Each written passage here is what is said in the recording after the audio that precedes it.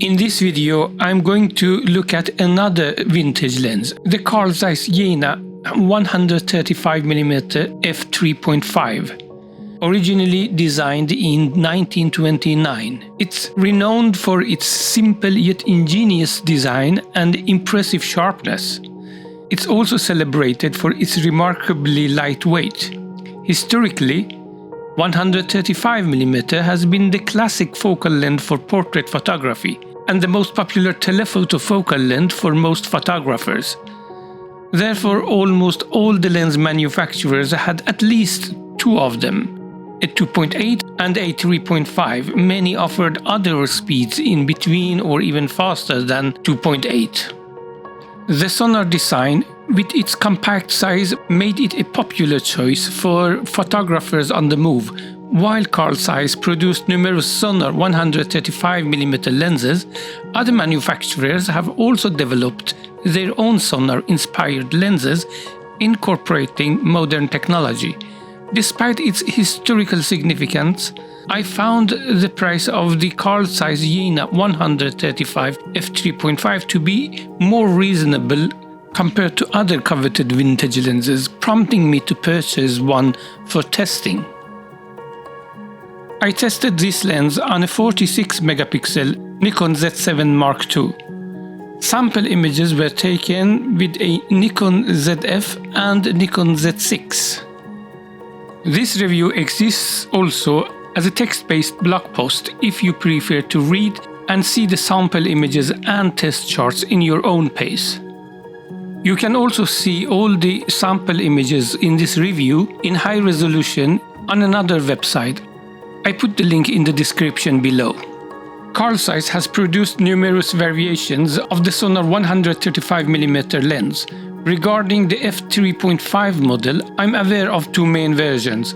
The earlier one, which I'm reviewing, often referred to as the zebra version due to its striped design without multi-coating. In contrast, the later all-black version features a built-in retractable lens hood and multi-coating.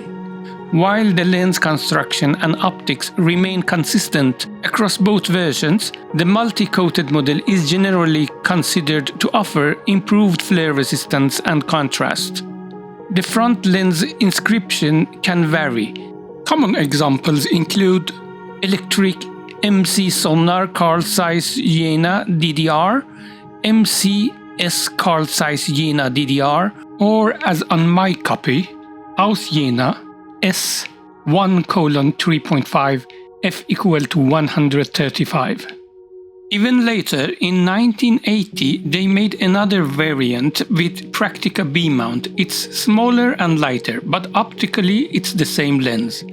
There is no writing on the front, but on the barrel it's written Carl Zeiss Jena Practicar 3.5/135 MC.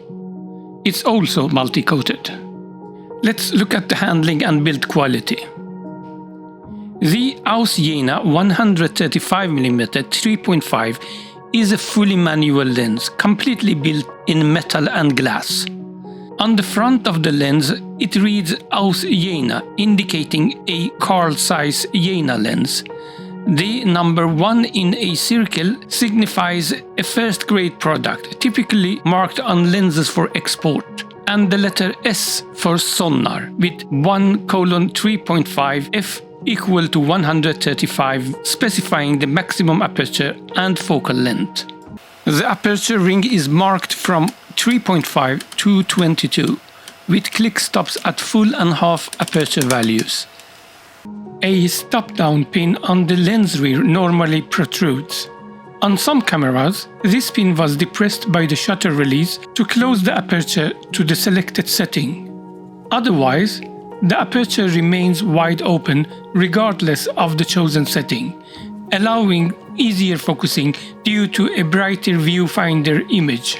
A lever on the barrel can be used to engage stop-down aperture, enabling both automatic and manual aperture control.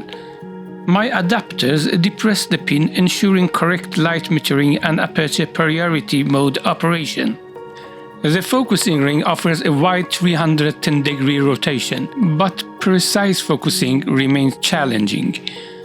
The lens extends significantly at minimum focus distance, though the front element does not rotate. Now to the optical features. Sharpness near infinity. For the infinity sharpness test, we look at three areas of the image: center, mid-frame and corner. The lens is sharp in the center right from wide open at f3.5. Sharpness decreases towards the corner and there is also color fringing there. Stop down to f5.6 and you will get very good sharpness in the center. f8 seems to be the aperture for peak sharpness in the center. The corner is sharpest at f11 though. The sharpness decreases at f16 due to diffraction, which is more obvious at f22. Sharpness at portrait distance. We look at the points of interest for portraits at the portrait distance: the center, the center's inner periphery and the center's outer periphery. Even here the sharpness is good at all points. The contrast is a little low though. At f4.5 we see clear improvements in sharpness and contrast everywhere. At f5.6 you will not see much difference. And finally the close-up sharpness. Very good sharpness at f3.5, which becomes excellent at f5.6, which seems to be the aperture for the peak sharpness. From f8 the sharpness decreases a tad, becomes less sharp at smaller apertures. Lens distortion. The lens has some pincushion distortion, which can be beneficial for portraits, but if you want, you can easily correct it in post. I was impressed by vignetting performance of another vintage lens I tested earlier, the Meyer Optic Gorlitz 50mm f2.9. This Sonnar lens beats that lens, although it's easier to have good vignetting when the largest aperture is just f3.5. That the lens is telephoto also helps here. Now to the aberrations. There is a small longitudinal chromatic aberration which gets better by stopping down, but it never disappears completely. It's not much though. The lens suffers from some mild lateral chromatic aberration as well, which also is easily fixed in post. It should not be surprising that a vintage lens of this age without any coating is prone to flares. Fortunately, there's less risk of the sun getting into the frame with a telephoto lens. However, if the sun does enter the frame or gets close to the frame, the picture will be completely ruined. Coma. I doubt anybody would use a 135mm lens for astrophotography, especially one with largest aperture at only f3.5. Nevertheless, if you want to use it there, the Coma is well controlled. This lens suffers from huge focus breathing, something that can irritate any videographer. Let's look at the bokeh now. The background blur is soft and pleasing even with the moderate f3.5 aperture, and the 135mm telephoto compression further enhances the blur.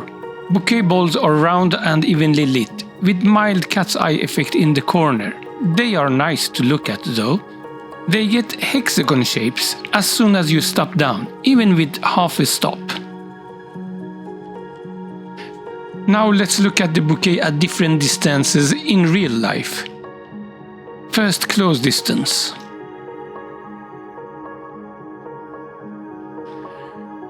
No issues here as with most of the lenses. The bokeh is as soft and dreamy as it can get. Now at mid-distance.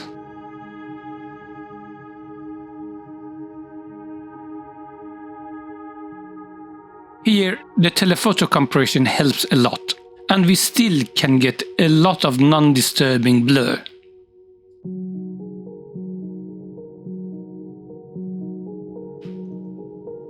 Things get more interesting at long distance.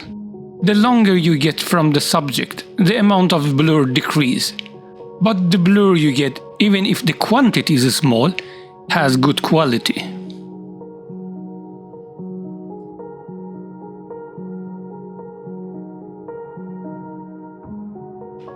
Now to the conclusion and sample images.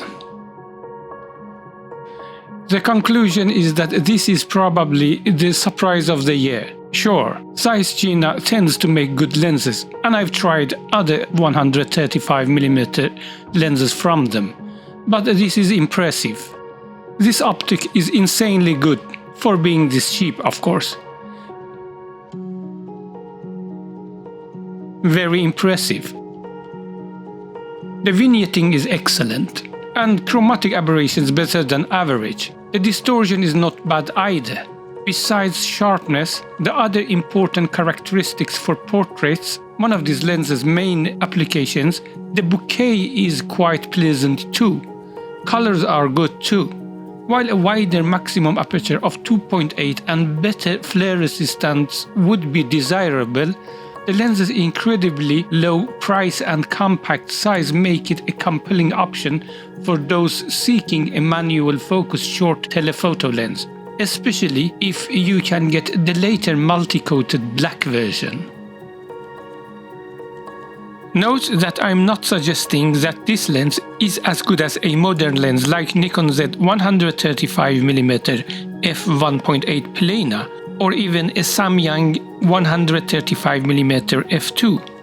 The Nikon costs about $2,500 and the Samyang about $500, while this lens costs only between $20 and $50. It's a great value for the money and can absolutely be used on a modern digital camera with great results.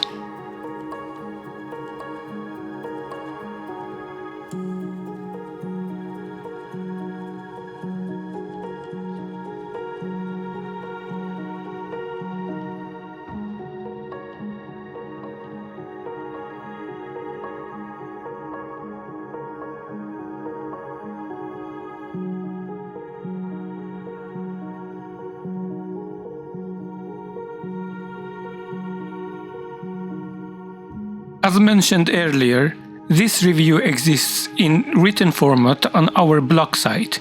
You can find many detailed test charts and sharpness charts and other characteristics with more sample images there. I put a link to the blog post in the description below. Huge thanks for watching. Any comments are most welcome. If you liked this video, give it the thumbs up, and for more content like this, please subscribe if you haven't done so yet. I hope this video inspired you to create amazing photos. Share your results with me. See you soon, and have a fantastic day, everyone.